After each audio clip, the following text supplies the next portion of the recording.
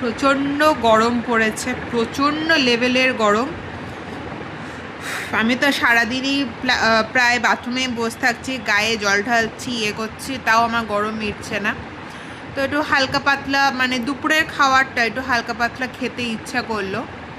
তো আমি যেহেতু বাইরে খুবই ফাস্টফুড খাই, খুবই বলতে মাঝে মধ্যে প্রায় ফাস্টফুড খাওয়া চলে, তাই আর কি ঘরে যতটা পারি আর কি হালকা পাতলা খাওয়ার চেষ্টা করি।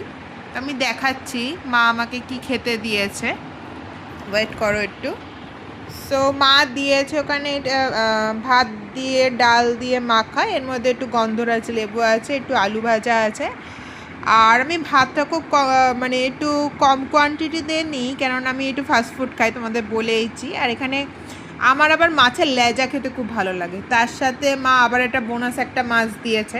ঠিক আছে, সো এবার তো এবার আর কি খাবো। তো ভাত আছে, গন্ধরাজ লেবু আছে, তার সাথে একটু আলু ভাজা। দেখি খেয়ে দেখি কেমন লাগছে।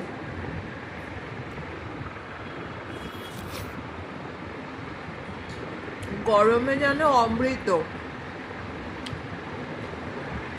মানে মাছটা না হলেও হয়ে যেত, ভাত ডাল লেবু আর আলু ভাজা। আরেকটা না নিয়ে পারছি না, জাস্ট দেখো,